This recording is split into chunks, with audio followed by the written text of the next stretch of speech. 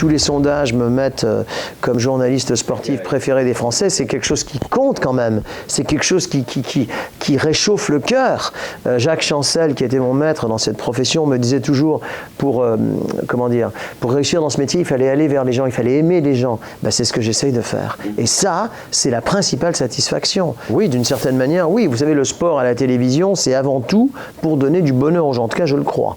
Le sport à la télévision, c'est avant tout pour donner du bonheur aux gens. Et si je peux modestement y contribuer, ben j'en suis très heureux. J'ai des nouvelles régulièrement de Philippe Candeloro, là, pour le bon soin de notre interview. Je l'ai laissé en bas dans le parking, mais sinon nous sommes régulièrement ensemble. Et nous avons deux projets avec Philippe. Le premier est différentes petites scènes de courts-métrages qui sont proposées au sein de cette chaîne. Et puis le second, ce serait une pièce de théâtre. Au début, notamment au tennis, Roland Garros, etc., il y avait une spontanéité. Je ne parle même pas de l'athlétisme et de la natation, où tout ce qui était manager, agent, sponsor n'existait quasiment pas. Aujourd'hui, c'est différent. Aujourd'hui, effectivement, ce qui compte le plus dans une interview, c'est la montre. C'est triste à dire, mais c'est ainsi.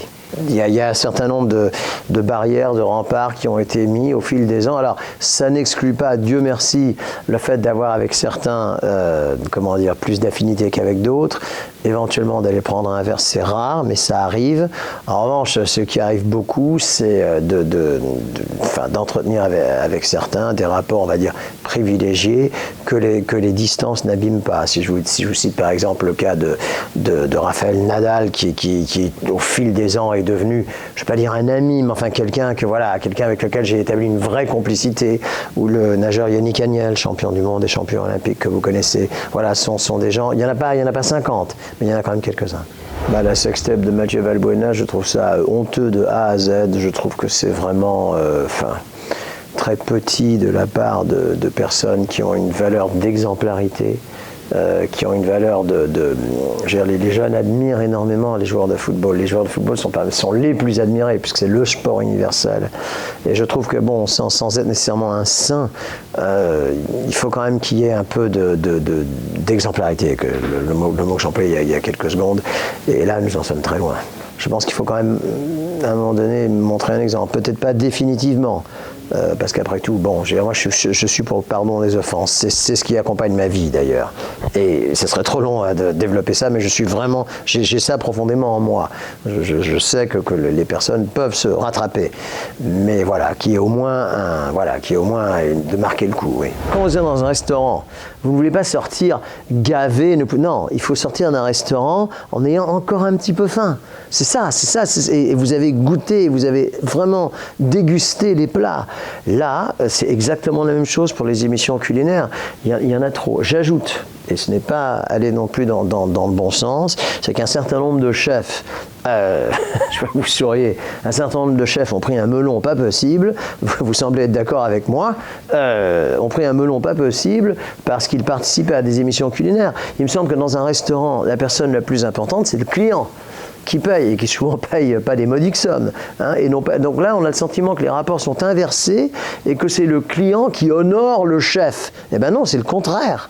Donc voilà, j'aime beaucoup ces émissions. Alors Dieu merci, tous les chefs n'entrent pas dans cette catégorie. Je pense notamment à Yves Cambord, que j'adore.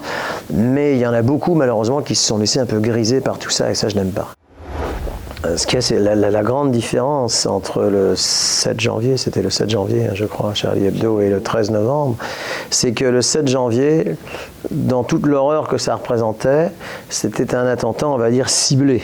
C'est-à-dire que voilà, ils savaient qui ils voulaient abattre comme des lâches et comme des monstres, ce qu'ils ont fait.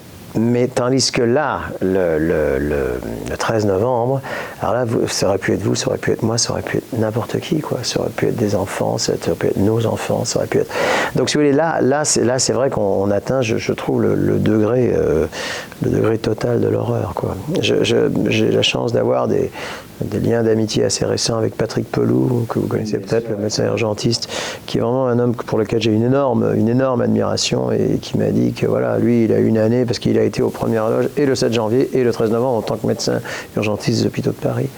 Et voilà, c'est quelqu'un qui a vraiment vu et vécu l'horreur, quoi. En plus, comme c'est un sentimental, les médecins en général ne pleurent pas, mais lui, il pleure. Et ouais, je pense que là, Marianne a beaucoup pleuré. Je ne sais pas, je ne sais pas si je suis un vrai sensible et un vrai gentil, mais enfin, je crois avoir des qualités de cœur qui font que, oui, enfin, je le crois, oui. Mais qui font que, non, ce que je m'apprêtais à dire, c'est que des qualités parfois personnelles sont de véritables défauts dans la vie professionnelle. Ça serait trop long à expliquer, mais je le crois profondément. C'est-à-dire que, si vous voulez, qui dit sentimental, un peu sensible, etc., dit justement sensible au tracas de la vie, au tracas qu'elle soit professionnelle, personnelle, etc. Moi, si vous voulez, je ne prends pratiquement plus jamais ma voiture et je m'en porte, Dieu merci, très très bien. Parce que je ne supporte pas l'attitude des automobilistes. Ça me rend très très très profondément malheureux. Très très très profondément malheureux. Donc j'essaye de m'en préserver. Pareil dans la vie de tous les jours, pareil dans la vie professionnelle. La plupart du temps, il y a des gentils, mais il y a quelques méchants. Et j'ai beaucoup de mal avec ça. Beaucoup de mal avec ça. Et bizarrement, au fil des ans, ça ne s'améliore pas. Je dirais même que ça s'empire d'une certaine manière. Qui suis-je véritablement ? Disons que je suis un optimiste qui voit la vie en gris ou un pessimiste qui voit la vie en rose. Je vous laisse le soin de choisir. Pour toujours plus d'infos sur vos stars préférées, rejoignez dès maintenant Star24 sur Twitter, @star24_TV, Facebook, Star24TV, Instagram et Snapchat, Star24_TV.